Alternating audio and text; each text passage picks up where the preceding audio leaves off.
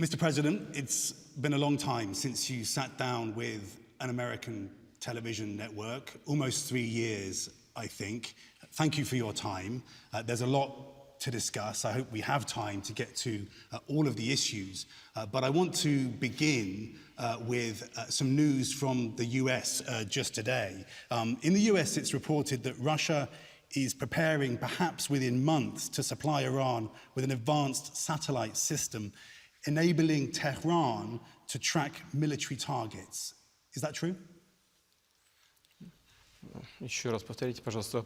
Would you mind repeating the question again, that we are preparing to hack what kind of facilities? No, the report today is that Russia is preparing to give or to offer to Iran satellite technology which will enable Iran to target military, to make military targets.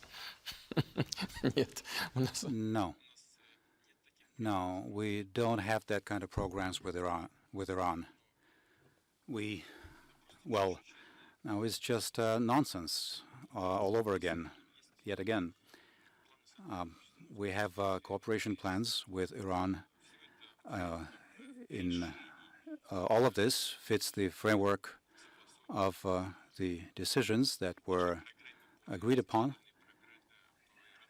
in the context of our nuclear program with Iran, in the framework of UN decisions, together with our partners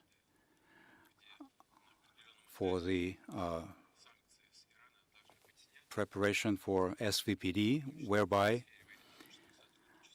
the comprehensive plan, whereby at some point all sanctions, including in the area of military cooperation, should be removed. We have certain programs which concern conventional weapons. However, we haven't even gone to that stage yet. We don't even have any kind of real cooperation, even in the conventional weapons area. So if anybody is inventing something regarding modern space-based technology, this is just somebody fantasizing. This is just fake news. At the very least, I don't know anything about this kind of thing. Those who are speaking about it probably, or maybe know more about it, is just nonsense, garbage. So presumably you'd agree that giving Iran satellite technology that might enable it to target US servicemen and women in places like Iraq, or to share that information with Hezbollah or the Houthi in Yemen so they could target Israel and Saudi Arabia, that giving Iran that kind of satellite technology would be dangerous? Look, why are we talking about problems that are non-existent? There is no subject for a discussion. Somebody has invented something, has made something up. Maybe this is just an injection of information so as to limit any kind of strategic cooperation, military strategic cooperation with Iran. I will say once again, this is just some fake information that I have no knowledge about. For the first time, I'm hearing about this information from yourself. We don't have this kind of programs, and I'm not even sure that we would be interested in this kind of cooperation. This is a separate subject, high-tech subject. We don't rule out cooperation with many world nations in space. But probably everybody knows very well our position in terms that we are categorically against space militarization altogether. We believe that space should be free from any and all kinds of weapons located in near Earth orbits. We don't have this kind of plans or any plans, especially concerning the transfer of technology at the level that you have just described. So let's move on to your summit with President Biden. The context for the summit is that he is meeting with the G7, a group that you used to belong to, with NATO, with European leaders. President Biden has defined his first trip to Europe as, quote, about rallying the world's democracies. He views you as a leader of autocrats who is determined to undermine the liberal democratic order. Is that true? Well, I don't know. somebody serves under this kind of sauce, somebody looks at the development of the situation and at yours truly in a different manner. All of this is being offered to the public in a way that is found to be expedient for the ruling circles of a certain country. The fact that President Biden has been meeting up with his allies, there is nothing unusual about it. There's nothing unusual about the G7. We know what G7 is. I have been there on numerous occasions. I know what the values are in that forum. When people get together and discuss something, it's always good. It's better than not to get together and not to discuss, because even in the context of G7, there are matters that require ongoing attention and consideration, because there may be some differences. There may be differences in assessments of international events. And very well, let them get together and discuss it. As far as NATO, I have said on many occasions, this is a Cold War relic. It's something that was born in the Cold War era. I'm not sure why it still continues to exist. There was some talk about it being reformed. Now it has been kind of forgotten. We presume that it is a military organization.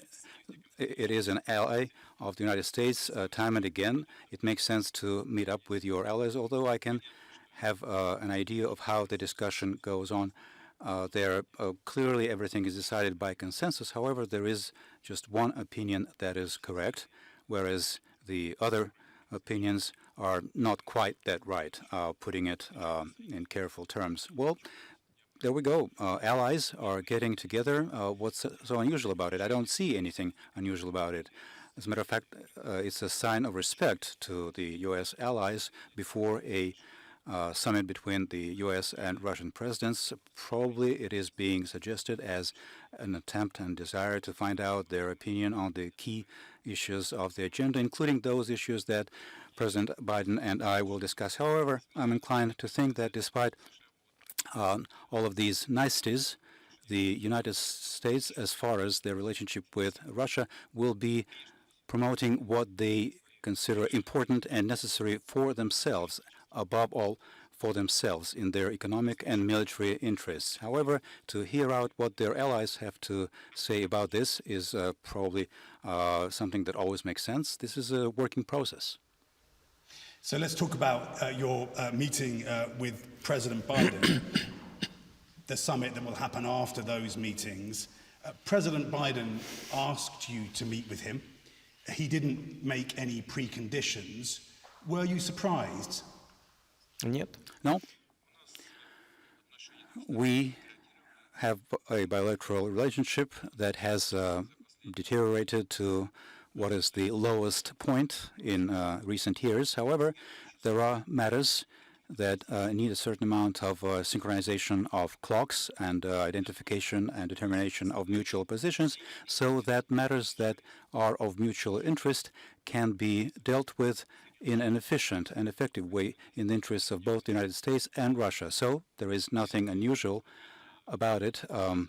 However, despite this seemingly harsh rhetoric, we expected those suggestions, because a trip inside the United States would not have made it possible for us to restore the relationship at an acceptable level.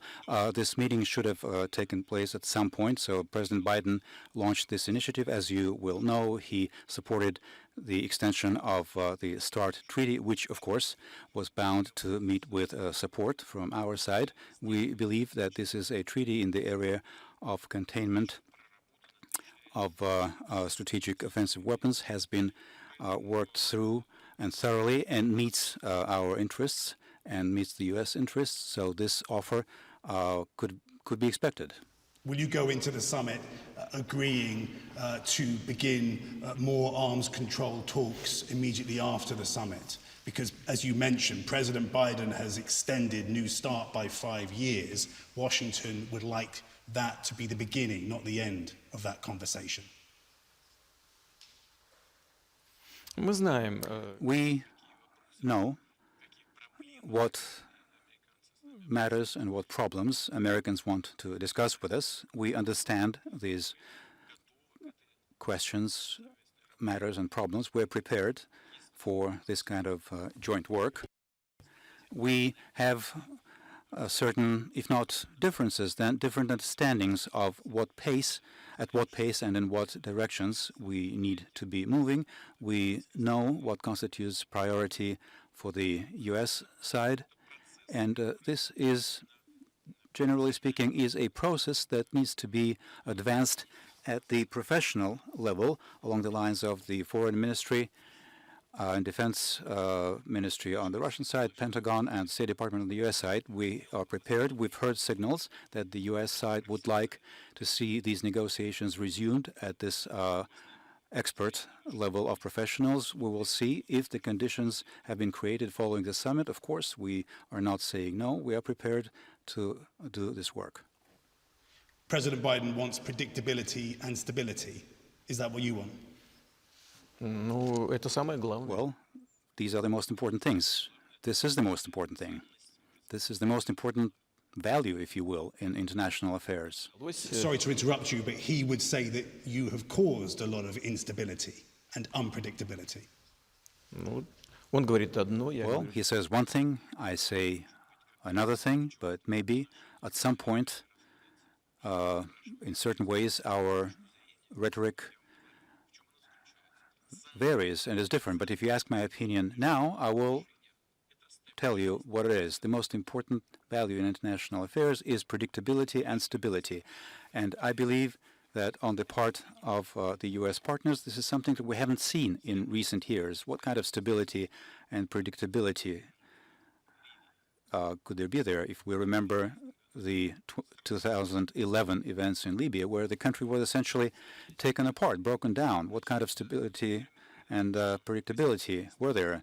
There has been talk of a continued presence of troops in Afghanistan, and then, bada bing, bada boom, the troops are being withdrawn from Afghanistan. What is this predictability and stability again? Now the Middle East events. Is this predictability and stability what all of this will lead to, or in Syria? What is stable and predictable about this? I've asked my U.S. counterparts, you want Assad to leave. Who will replace him? What will happen once somebody is replaced with somebody? The answer is odd. The answer is, I don't know. Well, if you don't know what will happen next, why change what there is? It could be a second Libya or another Afghanistan. Do we want this? Let us sit down together, talk, look for acceptable compromise solutions that are acceptable for all the parties. That is how stability is achieved. It cannot be achieved by imposing one particular point of view, the correct point of view, whereby all the other ones are incorrect. That's not how stability is achieved. Let's get to some of those issues. I want to just talk a little bit more about your relationship with President Biden. This will not be the Helsinki summit. President Biden is not President Trump. You once described President Trump as a bright person, talented. How would you describe President Biden? Well, even now, I believe that former U.S. President Mr. Trump is an extraordinary individual, talented individual. Otherwise, he would not have become U.S. President. You may like him or not, and right, he didn't come from the U.S. establishment. He had not been part of big-time politics before, and some like it, some don't like it, but that is a fact.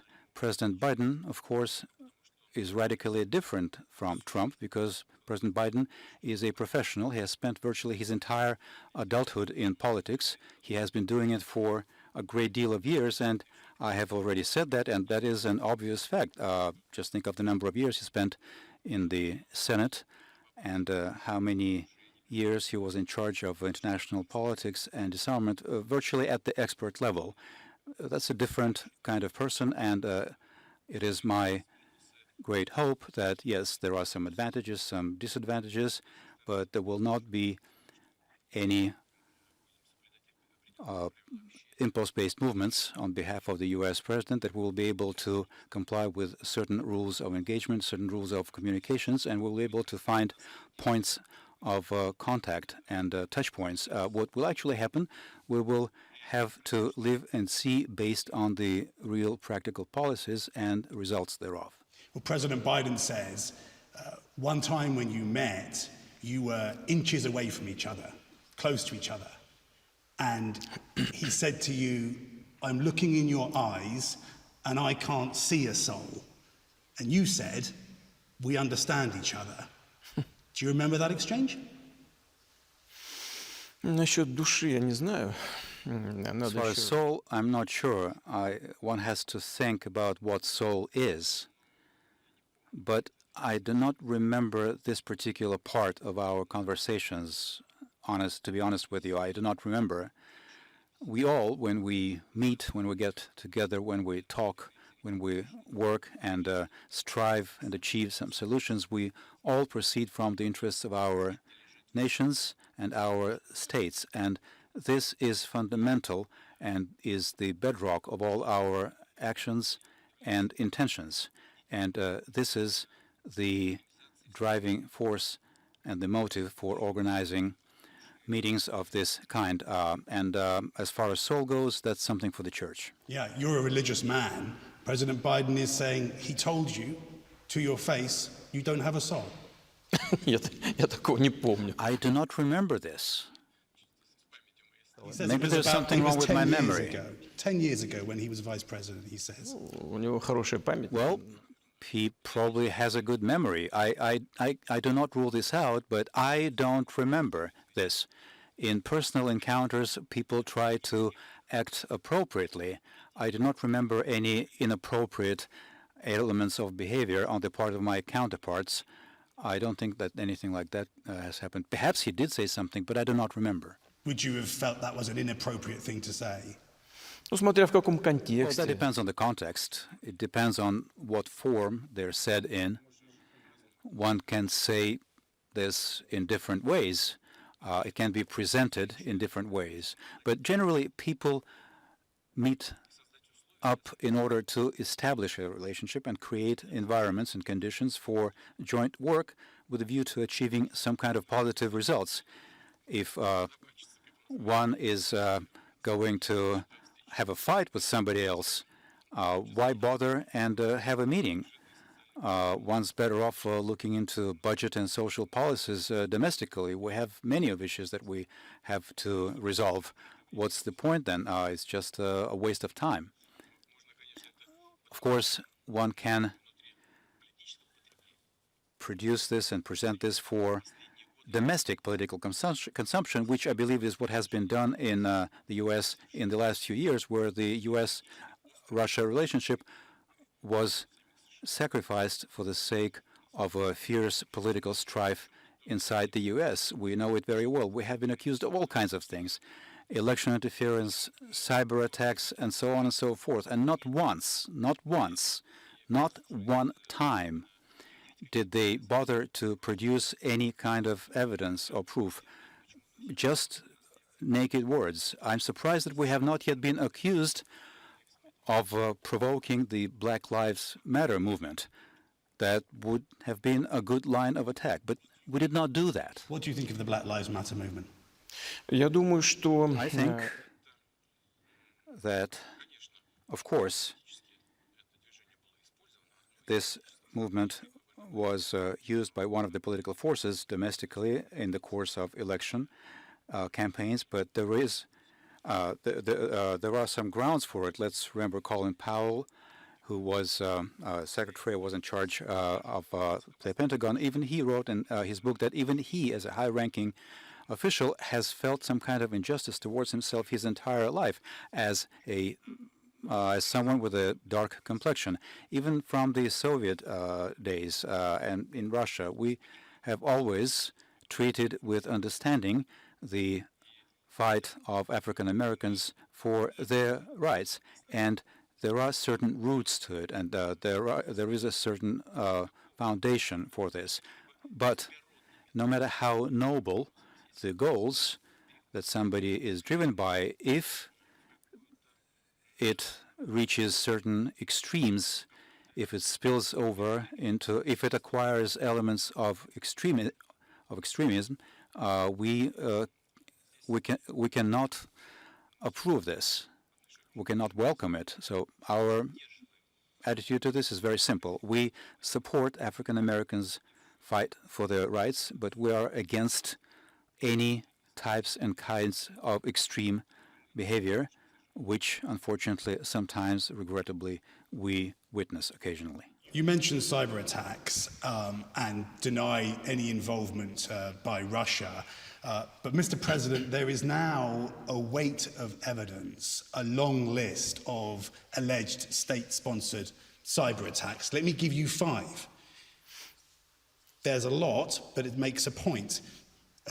The US intelligence community says Russia interfered with the 2016 election.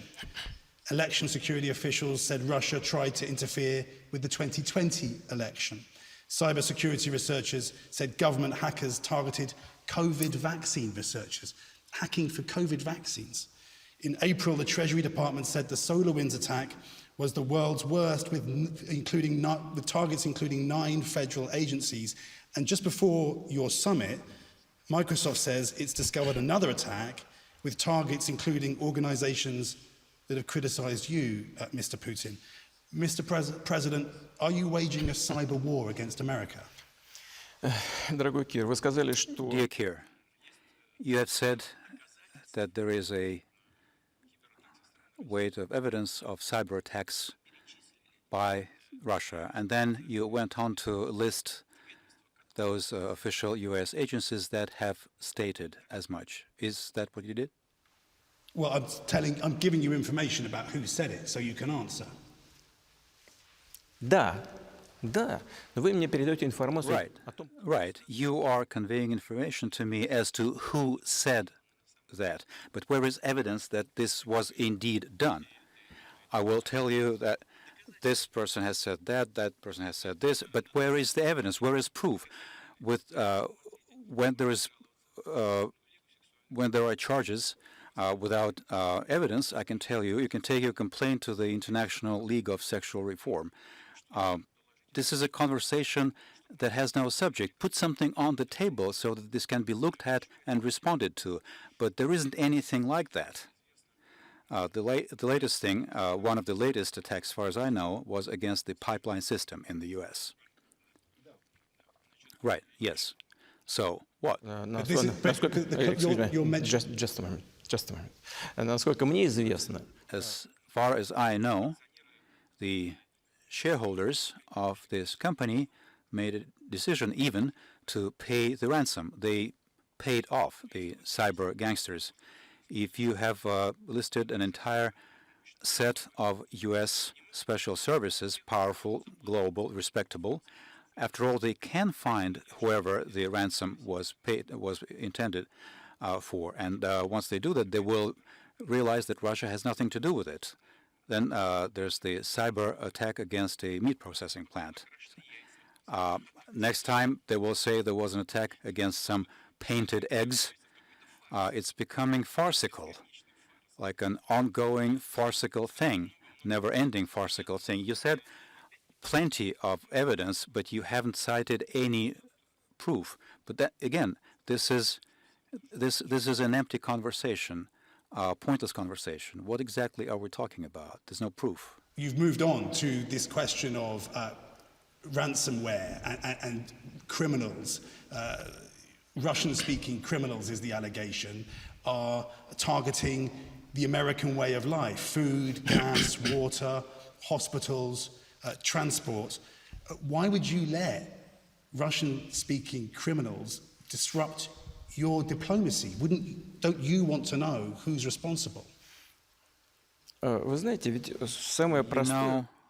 The simplest thing to do would be to sit down calmly and agree on joint work in cyberspace. We did suggest that to Obama's administration. We started in September, and during his last year in office, In October, at first, they didn't say anything. Then in November, they came back to us and said that, yes, it was interesting. Then the election was lost. We restated this proposal to Mr. Trump's administration. The response was that it is interesting, but no, it didn't come to the point of actual negotiations. There are grounds to believe that we can build an effort in this area with the new administration, that the internal domestic situation in the U.S. will not prevent this from happening. But we have proposed to do this work together. Let's agree on the principles of mutual work. Let's find out what we can do together. Let's agree on how we will structure counter efforts against the process that is gathering momentum. We here in the Russian Federation have a number of cyber crimes that have increased many times over in the last few years. We're trying to respond to it. We're looking for cyber criminals. If we find them, we punish them. We are willing to engage with international participants, including the United States. You are the ones who have refused to engage in joint work. What can we do? We cannot build this work. We cannot structure this work unilaterally. Well, I'm not the government, Mr. Putin. I'm just a journalist asking you I understand questions. that. But if you clearly want to negotiate, you must have something to negotiate with. You don't ask for a truce unless you're fighting in a war. Вы знаете, что касается войны, то... You know, as far as a war, NATO, and I'd like to draw your attention to that. NATO has officially stated that it considers cyberspace a battlefield, an area of military action. It conducts exercises in that battlefield. Russia is fighting on that battlefield, correct? Нет. No, that is not correct. Really? Really? Ну вот если бы мы хотели это делать, мы... If we wanted to do that, NATO said that it considers cyberspace an area of combat, and it prepares and even conducts exercises. What stops us from doing that? If you do that, we will do the same thing, but we don't want that. Just like we don't want space militarized, in the same manner, we don't want cyberspace militarized, and we have suggested on many occasions agreeing on mutual work in the cybersecurity area in this avenue, but your government refuses to. I saw your proposal from September, from just in September.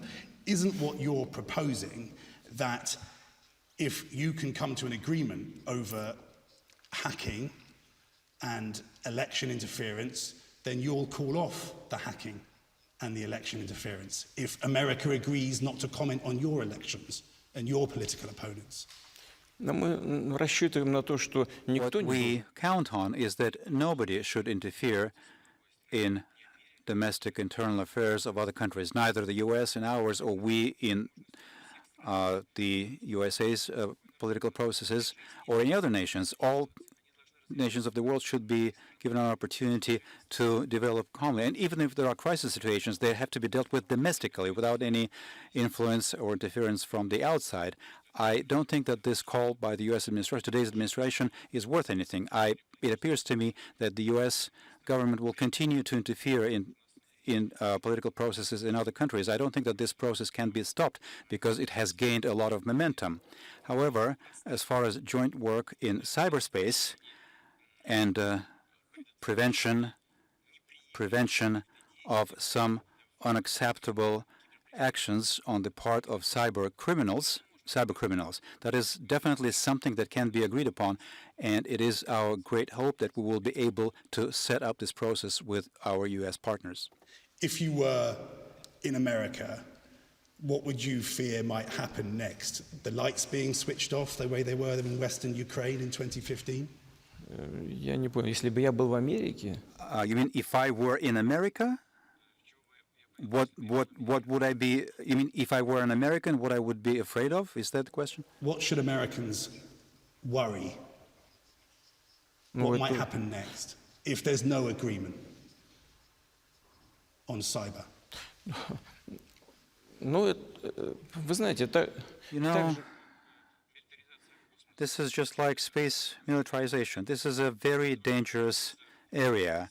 At some point, in order to achieve something in the nuclear area, in terms of confrontation in the area of nuclear weapons, the USSR and the United States did agree to contain this particular arms race. Cyberspace is a very sensitive area.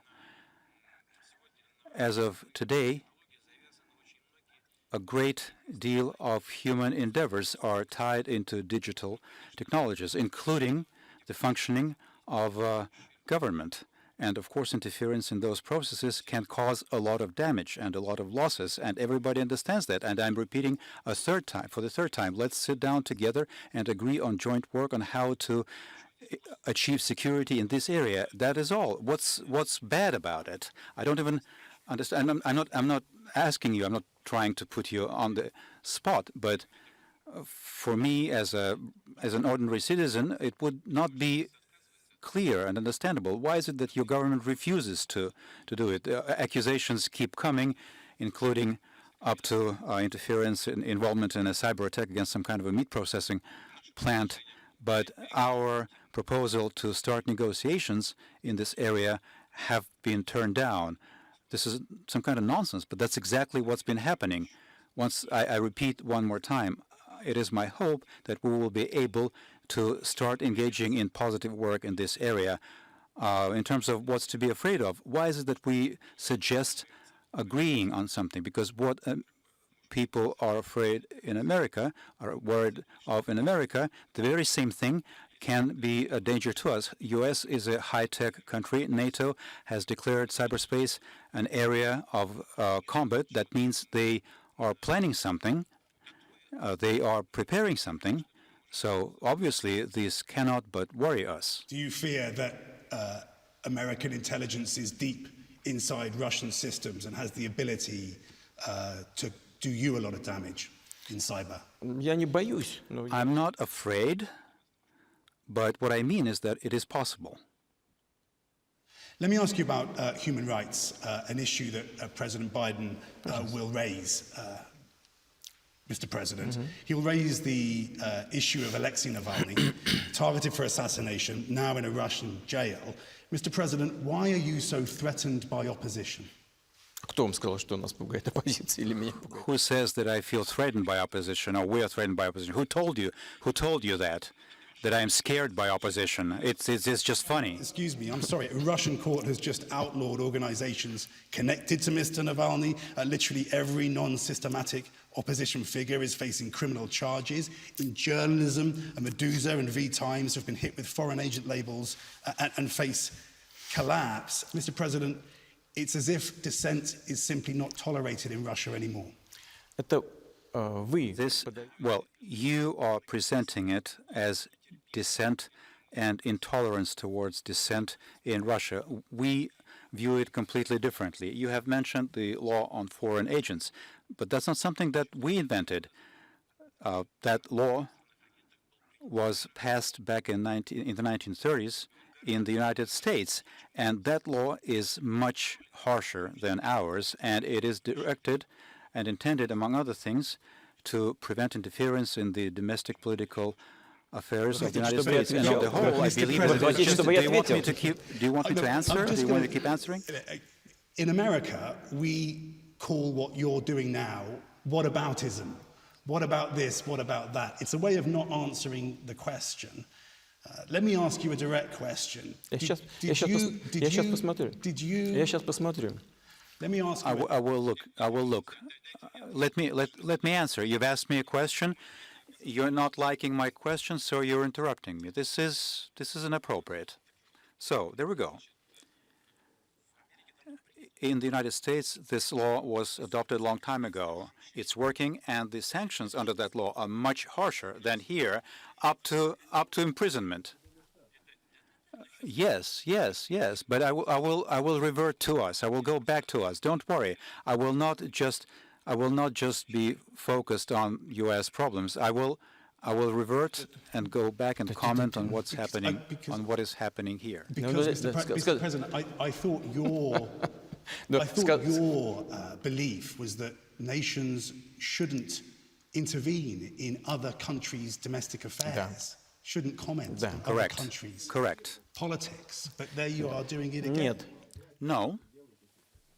No. Вы мне просто, если вы наберетесь терпения, If you muster your patience and let me finish saying what I mean to say, everything will be clear to you. But you're not liking my answer. You don't want my answer to be heard by your audience. That is the problem. You are shutting me down. Is that a free expression, or is that free expression by U.S. standards? American way. So, thank you very much. There we go. The U.S. adopted this law. We passed this law very recently in order to protect our society against outside interference, where in some of the states, a foreign observer comes to a polling station, the prosecutor says, come a few feet closer and you'll go to jail. Is that normal? Is that democracy in the modern world? But that is in actual practice in some of the states. We don't have anything of the kind.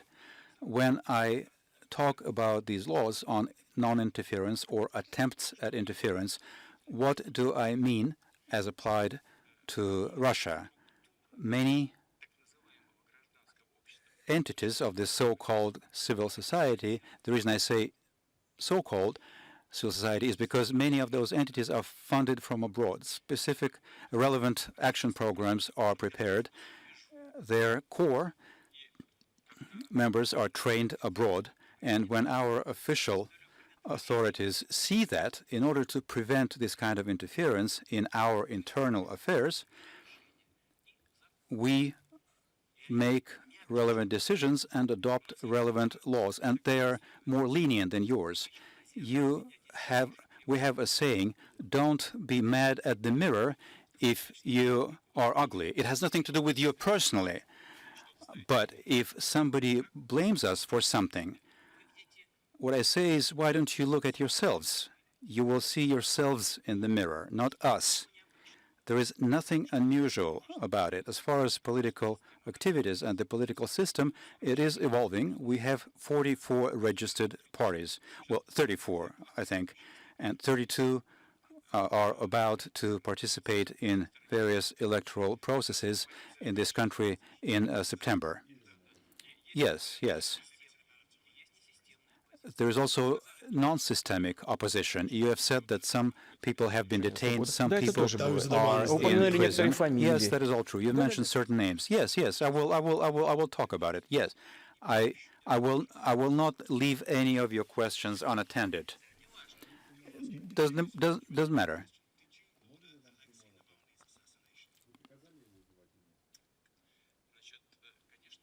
Of course not. We don't have this kind of habit of assassinating anybody.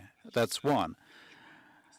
Number two is, I want to ask you, did you order the assassination of the woman who walked into the Congress and who was shot and killed by a policeman? Do you know that 450 individuals were arrested after entering the Congress? And they didn't go there to steal a laptop. They came with political demands. 450 people have been detained. They're looking at jail time between 15 and 25 years, and they came to the Congress with political demands. Isn't that prosecution for political opinions? Some have been accused of plotting to take over government power. Some are accused of robbery. They didn't go there to rob. The people whom you have mentioned, yes, they were convicted for violating their status, having been previously convicted, given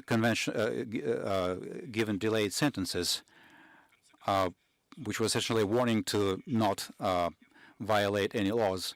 And they completely ignored the requirements of the law. The court went on and passed and turned the conviction into real jail time. Thousands and thousands of people ignore requirements of the law, and they have nothing to do with political activities in Russia every year, and they go to jail. If somebody is actually using political activities as a disguise to deal with their own issues, including achieve their commercial goals, then it's something that they have to be held responsible for. There you go again, Mr. President. What about America when I've asked you about Russia? Let me ask you, you mentioned Congress. Let me ask you another direct question that you can answer. And it's an allegation that has been made, an accusation that has been made again and again now in the United States. The late John McCain in Congress called you a killer. When President Trump was told that you are a killer, he didn't deny it. When President Biden was asked whether he believes you are a killer, he said, I do. Mr. President, are you a killer? Послушайте меня. Look, Я привык за время своей работы к атакам с разных сторон. over my tenure, I've gotten used to attacks from all kinds of angles and from all kinds of areas, under all kinds of pretexts and reasons and of different caliber and fierceness, and none of it surprises me. People with whom I work and with whom we argue, we are not bride and groom. We don't swear everlasting love and friendship. We are partners, and in some areas we are rivals or competitors. As far as harsh rhetoric, I think that this is an expression of overall U.S. culture. Of course, in Hollywood, because we mentioned Hollywood at the beginning of our conversation, there are some underlying deep things in Hollywood, macho, which can be treated as cinematographic art, but that is part of U.S. Political culture where it's considered normal. By the way, not here. It is not considered normal here. If this rhetoric is followed by a suggestion to meet and discuss bilateral issues and matters of international policies, I see it as a desire to engage in joint work. If this desire is serious, we're prepared to support it. I don't think I heard you answer the question, the direct question, Ответил. Mr. President. I did answer. I will add, if you let me, I have heard dozens of such accusations, especially during the period of some grave events during our counter-terrorism efforts in North Caucasus. And when it happens, I'm always guided by the interests of the Russian people and Russian state. And sentiments in terms of who calls somebody whom, what kind of labels, this is not something I worry about in the least. Yeah, let me give you some names. Anna Politkovskaya, shot dead. Alexander Litvinenko, poisoned by polonium. Sergei Magnitsky, allegedly beaten and died in prison. Boris Nemtsov, shot moments from the Kremlin, moments from here. Mikhail Lesin died of blunt trauma in Washington, D.C. Are all of these a coincidence, Mr. President? Послушайте, но вы Look, знаете, что...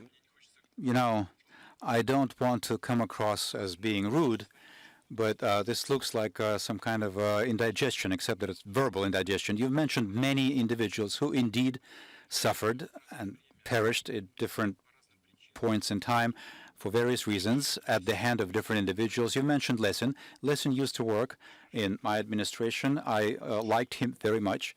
He died, he perished or died in the United States. I'm not sure if he perished or died, but we should ask you how exactly he perished. I regret to this day that he left us. In my opinion, he's a very decent, very good person. As far as the others, we've found some of the criminals who committed those crimes. Some are in prison, and we're prepared to continue to work in this mode and along this avenue, identifying everybody who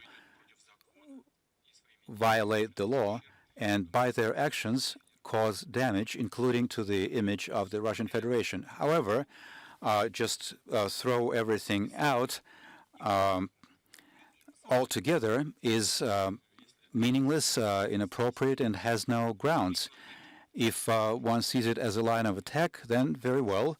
Let me listen to it one more time, but I repeat it. I'd like to repeat that I have heard it many times, but this doesn't baffle me. I know which area to move in, which direction to move in to secure the interests of the Russian state. Let's move on to Belarus and Ukraine, two issues that will certainly come up in your summit with President Biden. Did you have prior knowledge that a commercial airliner would be forced to land in Belarus and that a journalist would be arrested?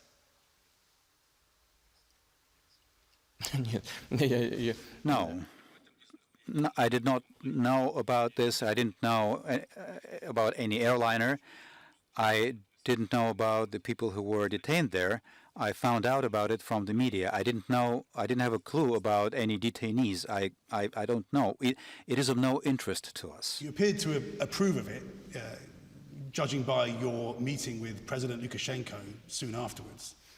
Not that I approve of it, not that I condemn it, but, well, it happened. I said recently in one of the conversations with a European colleague, the version that Mr. Lukashenko told me about personally was that information had been given to them that there was an explosive device on board the plane. They informed the pilot without forcing the pilot to land, and the pilot made his own decision. Why should I not believe him? Ask the pilot. It's the simplest thing. Ask the pilot-in-chief. Ask the commander of the aircraft. Did you ask him? Was he forced to land? Because I have not heard or seen any interview with the commander of the aircraft that landed. Why not ask him? Why not ask him if he was forced to land? Why don't you ask him? It's actually even odd. Everybody accuses Lukashenko, but the pilot hasn't been asked. You know, I cannot but recall another similar situation where the plane of the president of Bolivia was forced to land in Vienna at the order of the U.S. administration. Plane number one, presidential plane, was forced to land. The president was taken out of the aircraft. He was searched, and so was the plane, and you don't even recall that. Do you think it was normal? That was good, but what Lukashenko did was bad? Look, let us speak the same language, and let us use the same concepts. Lukashenko is a gangster. How about the situation with the Bolivian president? Was it good? In Bolivia, they viewed it as humiliation of the whole country, but everybody kept mum not to aggravate the situation. Nobody is recalling that. By the way, this is not the only situation. This is not the only situation of this kind. If it's him...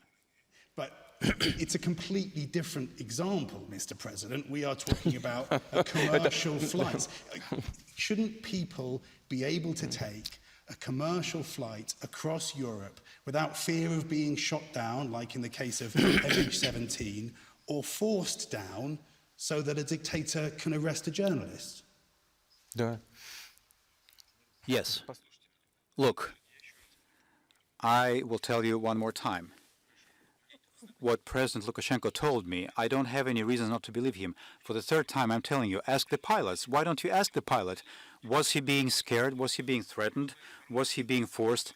The fact that information appeared that there was a bomb on the plane, that individuals, people who had nothing to do, who were passengers, who had nothing to do with politics or any kind of domestic conflicts, that they could perceive it negatively, could be worried about it. Of course, that's a bad thing. There is nothing good about this, and obviously we condemn everything that has to do with this and international terrorism and the use of aircraft. Of course, we're against this, and you've told me that the landing of the aircraft of the president of Bolivia is a completely different matter. Yes, it is different, except that it is 10 times worse than what was done, if anything was done in Belarus. But you just won't acknowledge it. You are ignoring it, and you want millions of people around the world to either not notice it or forget about it tomorrow. You won't get away with it. It won't happen. In the case of neighbouring Ukraine, earlier this year, the European Union said you had more than 100,000 troops on the Ukrainian border. Was that an attempt to get Washington's attention? Look, first, Ukraine itself constantly, and I think is still doing that, kept bringing personnel and military equipment to the conflict area in the southeast of Ukraine, Donbass. That's one. Two is that we conducted an exercise in our territory, not just in the south of the Russian Federation, but also in the Far East and in the north, in the Arctic. Simultaneously, military exercises were being held in different parts of the Russian Federation. At the same very time, the U.S. was conducting military exercises in Alaska. Do you know anything about it? Probably not, but I'll tell you that I do know, and that is in direct proximity to our borders. But that's in your territory, on your land. We didn't even pay attention to it. What is happening now? Now, at our southern borders, there is a war game, Defender Europe. 40,000 personnel, 15,000 units of military equipment. Part of them have been airlifted from the U.S. continent directly to our borders. Did we airlift any of our military technology to the U.S. borders? No, we did not. Why are you worried then? But many of those exercises are a response to your actions, Mr. President. Do you worry that your opposition to NATO has actually strengthened it? For 6 years, NATO has spent more on defense. Ничего себе оборона. Some defense. During the USSR era, Gorbachev, who is still, thank God, with us, got a promise, a verbal promise, that there would be no NATO expansion to the east. Where is that promise? Where is that written down? Where is that promise written down? Да-да-да. Right. Well done. Correct. You deceived a fool, as they say in this country. You deceived a fool very easily. Of course, everything should be sealed and written on paper. But what was the point of expanding NATO to the east and bringing its infrastructure to our borders? And all of this before saying that we are the ones who have been acting aggressively. Why? On what basis? Was Russia, after the USSR collapsed, presenting any threat to the U.S. or European countries? We voluntarily withdrew our troops from Eastern Europe. Our people there, military personnel, for decades lived there in what was not normal conditions, including their children. We went to tremendous expenses, and what did we get in response? We got in response infrastructure next to our borders, and now you're saying that we're threatening to somebody. We're conducting war games on a regular basis, including sometimes military exercises which are unexpected for our armed forces. Why should it worry the NATO partners? I just don't understand that. Will you commit now not to send any further Russian troops into Ukrainian sovereign territory? Послушайте меня. Look, did we say that we were planning to send our armed formations anywhere? We were conducting war games in our territory. How can this not be clear? I'm saying it again because I want your audience to hear it, your listeners to hear it, both on the screens of their televisions and on the internet. We conducted military exercises in our territory. Imagine if we sent our troops into direct proximity to your borders. What would have been your response? We didn't do that. We did it in our territory. You conducted war games in Alaska, God bless you. But you had crossed an ocean, brought thousands of personnel, thousands of units of military technology close to our borders, and yet you believe that we are acting aggressively, and somehow you're not acting aggressively. Just look at that. Pot calling the kettle black. Moving on, the Biden administration has said that at your summit they will bring up the case of 2 U.S. prisoners in Russia, Paul Whelan and Trevor Reed. They are 2 former Marines. Trevor Reed is suffering from COVID in prison. Why don't you release them ahead of the summit? Wouldn't that show goodwill?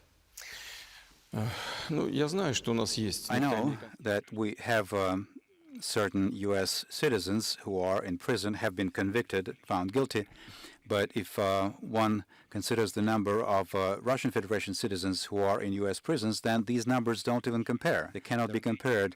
The United States has made a habit in the last few years of catching Russian Federation citizens in third countries Значит, этот and парень take ваш- them Limited amount of to, time. Okay, back okay. to But the We can U.S. have more and put them in time. I'm prison. very happy to keep going for another 30 Ладно, minutes. значит, здесь я определяю время, поэтому не переживайте. I determine the time here, so don't worry about time.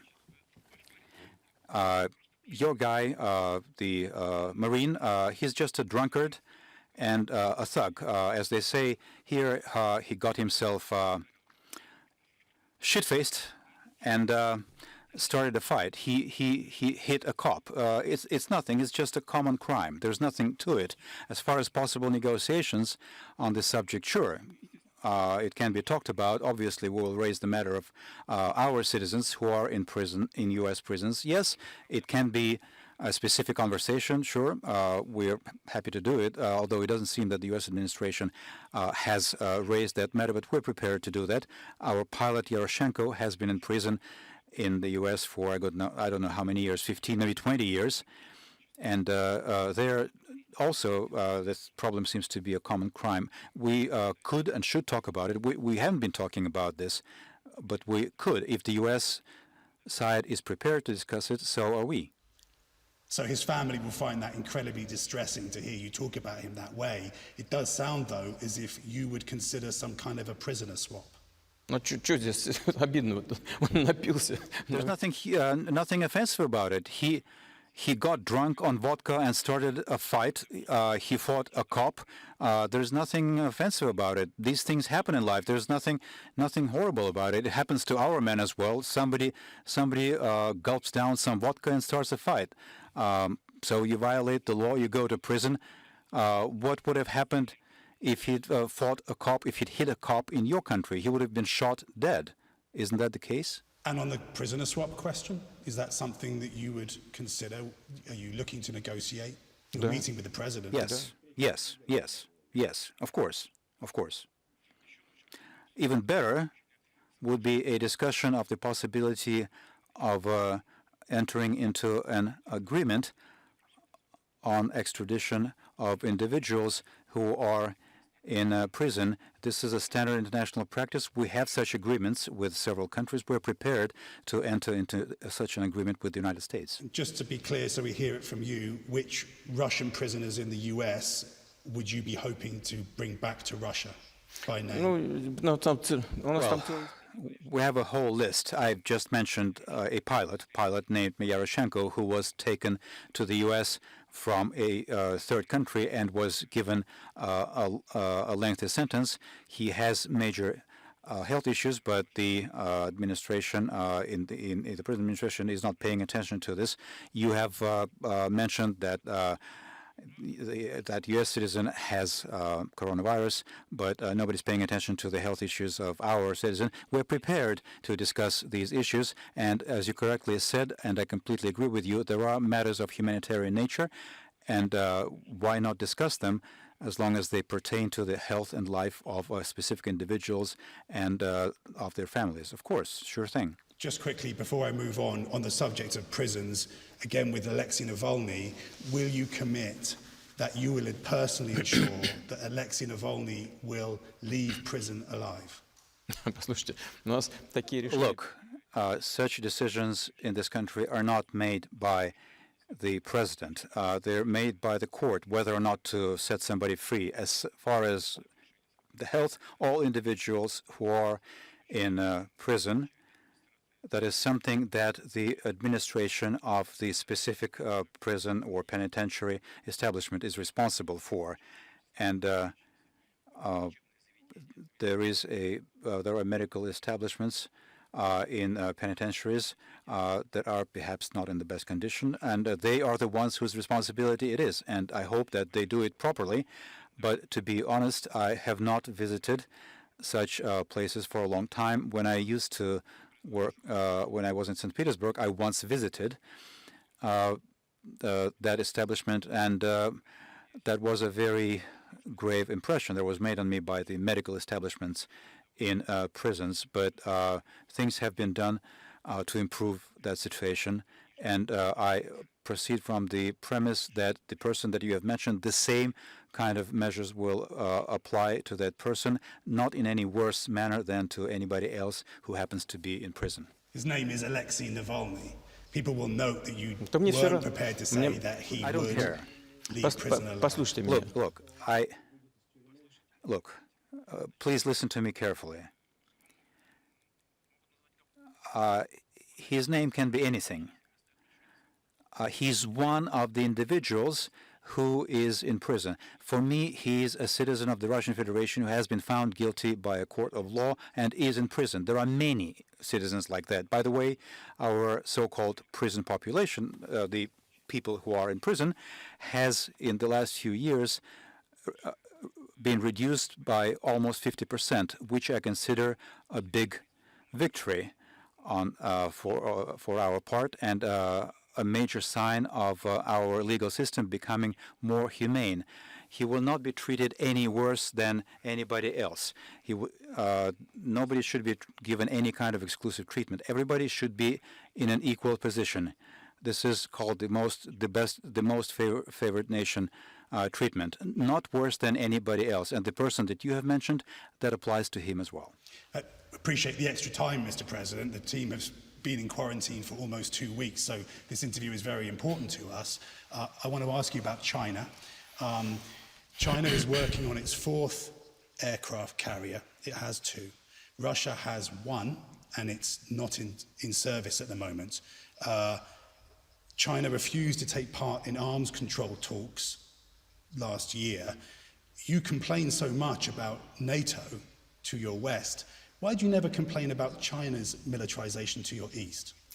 Первое, что хочу сказать, The first thing I want to say is that over the last few years, the last few decades, we have developed a strategic partnership relationship between Russia and China that previously had not been achieved in the history of our nations. A high level of trust and cooperation in all areas, in politics, in the economy, in the area of technology, in the area of military technical cooperation. We do not believe that China constitutes a threat to us. That's one. China is a friendly nation. It has not declared us an enemy, as the United States has done. Don't you know anything about this? That's number one. Number two is that China is a huge, powerful country, 1.5 billion in terms of PPP, purchasing power parity. The Chinese economy has exceeded that of the United States. And in terms of trade for the previous year, for last year, China has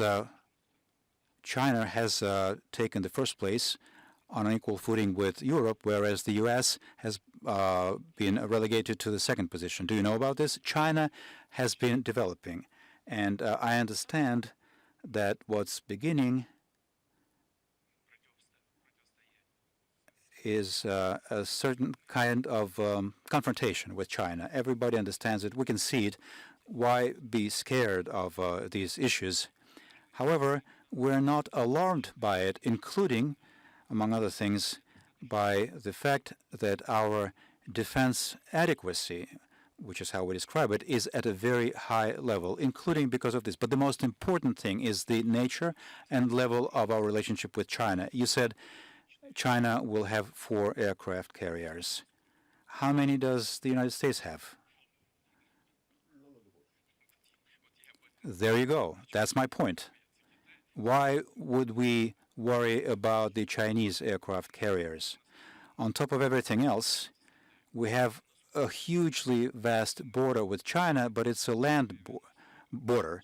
It's a land border. What, do you think the Chinese aircraft carriers will cross our land border? This is just a meaningless conversation. But yes, you're right that there will be 4 of them. It is correct that there will be 4 of them, right. Coast, well, the coast is huge, but the bulk of the border between us and China is a land border. And yes, you're right that there will be 4 of them because one needs to be in maintenance, one needs to be on combat duty, one needs to be in repairs. There is nothing excessive here for China.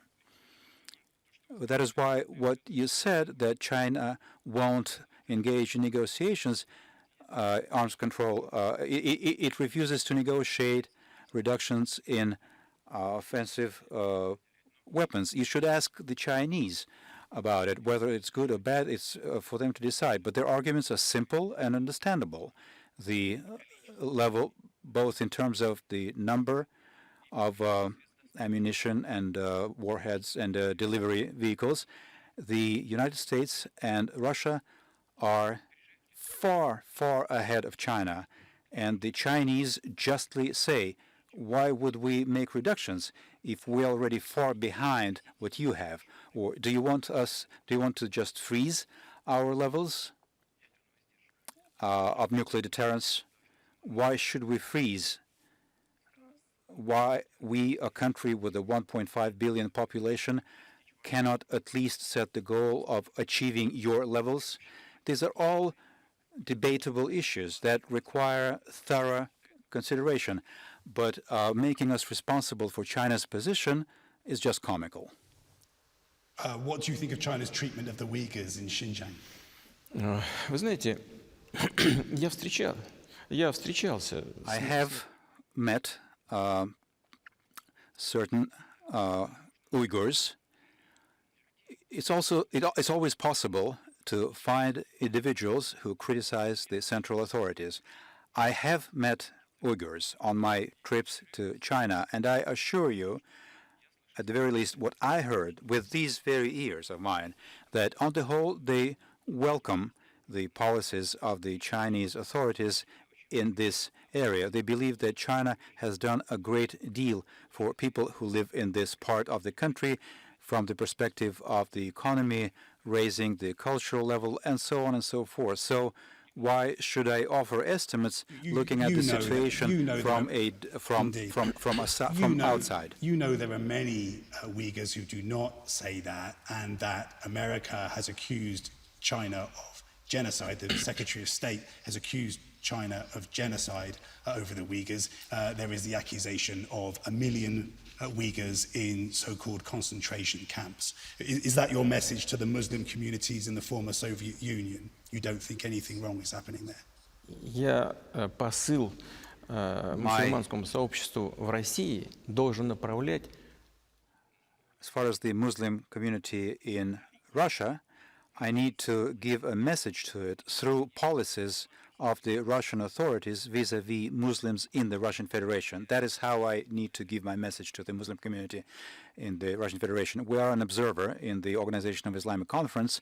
We account for about 10% of our population, probably a little more, Muslims. They are citizens of the Russian Federation who do not have any other nationality. They're making a colossal contribution to the development of our country, and that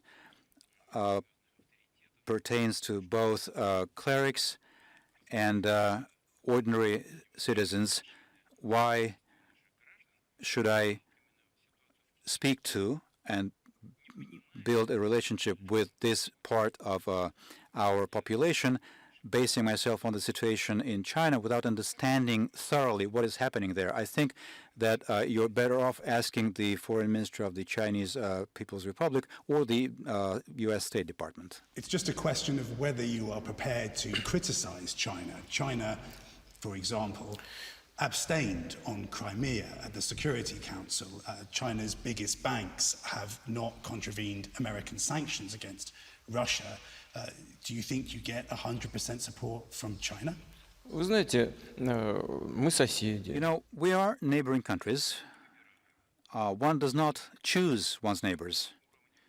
We are pleased with the level, as I said, unprecedentedly high level of our relationship as it has evolved over the last few decades, and we cherish it, just like our Chinese friends cherish it, which we can see. Why are you trying to drag us into some kind of matters that you believe as you see it fit for building your relationship with China? I will tell you completely. Can I be completely honest? we can see attempts at destroying the relationship between Russia and China. We can see that those attempts are being made in practical policies. And your questions, too, have to do with it.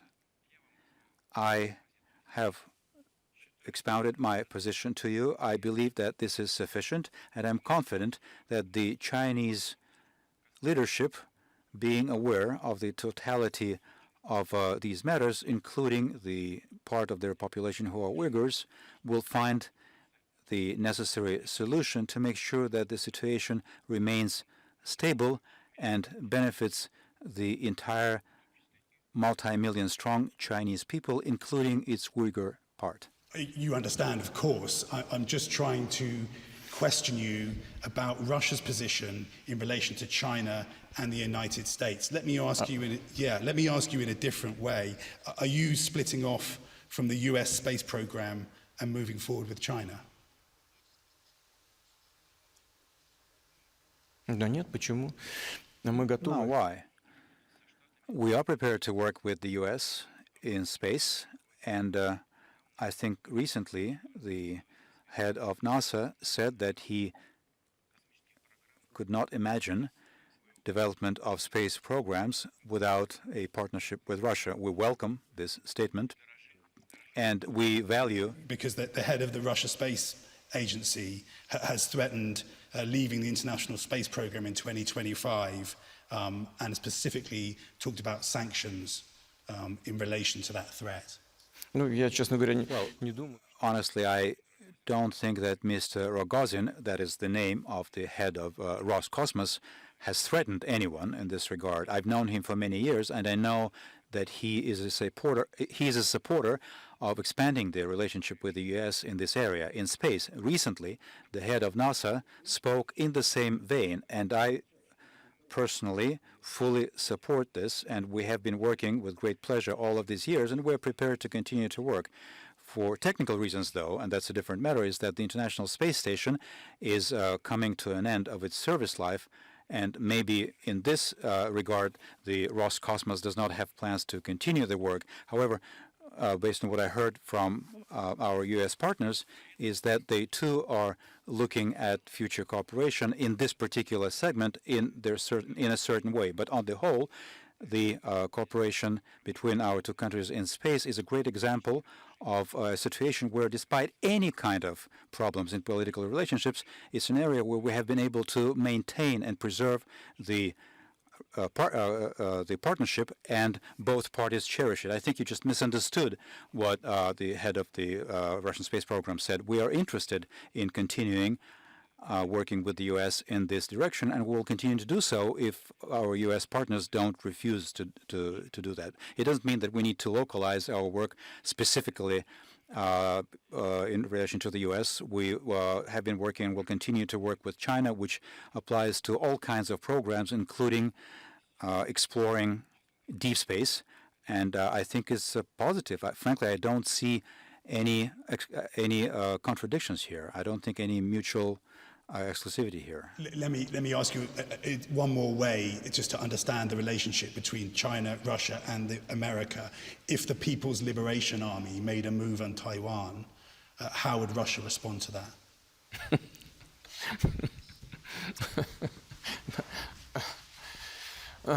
Вам что, разве известно о планах Китая? What, you know about China's plans to militarily solve the Taiwan problem?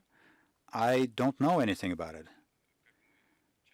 As we frequently say, politics do not use the subjunctive mood. There is no could be and would be in politics. I cannot comment on anything that is not a current reality of the modern world.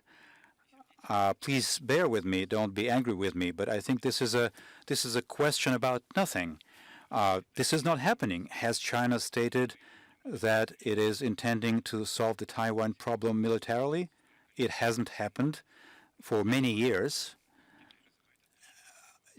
China has been developing its relationship with Taiwan. There are different assessments. China has its own assessment. The U.S. has a different assessment. Taiwan has its different assessment of the situation. But fortunately, it hasn't come to a military clash. I'm being told to wrap up, but if I could just ask you a couple more questions. Пожалуйста. Our own Andrea Mitchell saw just this month the last border crossing into Syria, where supplies literally keep people alive. You're threatening to close that crossing in July at the Security Council. Why would you do that, knowing that it will cause the death of refugees? Послушайте, там, к сожалению, очень много и так трагедий. Unfortunately, there are a great deal of tragedies there already, and all our actions in our totality need to be geared at stabilizing that situation and bringing it into a normal course. And with support of Russia, the Syrian authorities have been able to bring back under their control over 90% of the Syrian territory. What needs to be set up now is just humanitarian assistance to people, irrespective of any kind of political context. But our partners in the West in general, both the U.S. and Europeans, have been saying that they're not going to give help to Assad. What does Assad have to do with it? Help out people who need that assistance, just the most basic things. They won't even lift restrictions on supplies of medications and medical equipment, even in the context of the coronavirus infection. But that is just not humane. And this kind of cruel attitude to people cannot be explained in any way. As far as the border crossings, there is the area where combatants are still robbing people, killing people, raping people. There is nothing's happening. There is the Etanf zone, which, by the way, is controlled by U.S. military. Recently, there we caught a group of gangsters, bandits, who had come from there, and they directly said that they had specific goals and targets as far as Russian military facilities. As far as border crossings, our position is such that assistance needs to be given just like as it should be done in the entire world, as it is provided for in the provisions of international humanitarian law. Assistance should be given through the central government. It shouldn't be discriminated upon or against. And if one assumes that the central government of Syria will plunder something, well, set up observers on the part of the International Red Cross and Red Crescent, control everything, oversee everything. I don't think that anybody in the Syrian government is interested in stealing some part of this humanitarian assistance. It just needs to be done through the central government, and in this sense, we support President Assad, because a different mode of behavior would be undermining the sovereignty of the Syrian Arab Republic, and that's all. As far as the Idlib zone, the Turkish troops there effectively control the border between Turkey and Syria, and convoys cross the border without any restrictions in both directions. Mr. President, you extended the constitution so that you could be president of Russia until 2036. Do you worry that the longer you are in power and without any sign of someone to replace you, the more instability there may be when you finally do choose to leave office? А что обрушится в одночасье? What Смотрите, will collapse overnight?